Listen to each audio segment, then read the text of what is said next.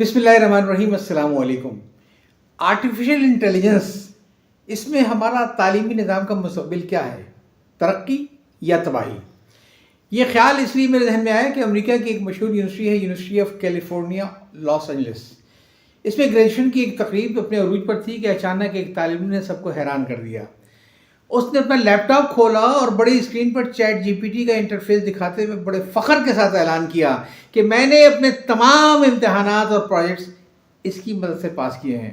इस इतराफ़ पर हाल तालियों से तो गूंज उठा, मगर जल्द ही एक नई बहस ने जन्म ले लिया। लोगों का मुतालबा यह था कि उसकी डिग्री वापस ले ली जाए, क्योंकि ये मेहनत नहीं बल्कि धोखाधड़ी है। ये महज एक तालिब इल्म का किस्सा नहीं है, बल्कि ये आने वाले कल की एक हल्की सी झलक है। पाकिस्तान में एआई का बढ़ता हुआ रुझान और मौजूदा सूरत हाल क्या है, इसका अगर जायज़ा लें तो मालूम ये होता है कि पाकिस्तान में अगरचे अभी आर्टिफिशियल इंटेलिजेंस का बाकायदा और दुरुस्त इस्तेमाल इब्तदाई मराहिल में है, मगर इसके असरात वाज़ेह होना शुरू हो गए हैं। एक हालिया अंदाजे के मुताबिक आबादी में सिर्फ 15% लोग एआई के टूल्स का इस्तेमाल कर रहे हैं, जबकि यूनिवर्सिटियों में ये शरह 60 से लेकर 90% तक पहुँच चुकी है। जब लाखों तलबा इसे मुकम्मल तौर पर अपना लेंगे तो हमारे रिवायती तालीमी निज़ाम के पास क्या इसका कोई जवाब होगा? ये वो सवाल है जिस पर हमें आज से ही गौर करना पड़ेगा। मस्नूई ज़हानत एक बेहतरीन मददगार है, एक वर्चुअल ट्यूटर है। जहाँ इस टेक्नोलॉजी के ख़तरात हैं, वहीं इसके फ़वाइद से भी इनकार मुमकिन नहीं है। एआई तलबा के लिए दर्जैल हवालों से नहायत मुफीद साबित हो रहा है।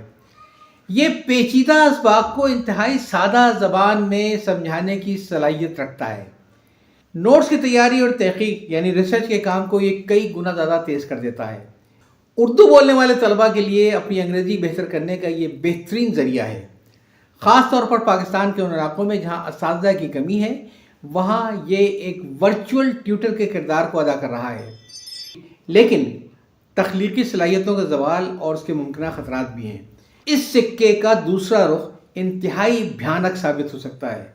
अगर हमने एहतियात न बरती तो तलबा की असल सोचने और गौर फिक्र करने की सलाहियत मफलूज होकर रह जाएगी।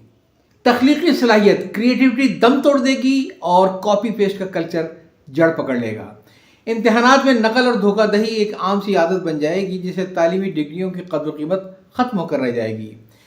देही इलाकों में इंटरनेट और स्मार्टफोन्स की अदम दस्तयाबी की वजह से अमीर और गरीब के दरमियान तालीमी खलीज मज़ीद गहरी हो जाएगी। वक्त की ज़रूरत क्या है कि पॉलिसी साजी और अखलाकी तरबियत की जाए।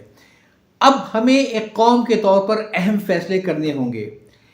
ऐसी वाज़ेह तालीमी पॉलिसियाँ बनानी होंगी जहाँ कुछ असाइनमेंट्स एआई की मदद से हों, मगर कुछ काम मुकम्मल तौर पर इंसानी दिमाग के मरहून मिन्नत हों। इम्तहानात के तरीक़े को बदल कर अमली, प्रैक्टिकल और ज़बानी वाइवा इम्तहानात पर तवज्जो देनी चाहिए।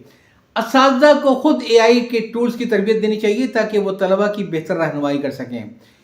सबसे अहम बात यह है कि हमें नई नस्ल की अखलाकी तरबियत करनी होगी। एआई महज एक मददगार है, इसे मालिक न बनाएं। हर्फ़ आखिर यह है कि इंतखाब हमारा है।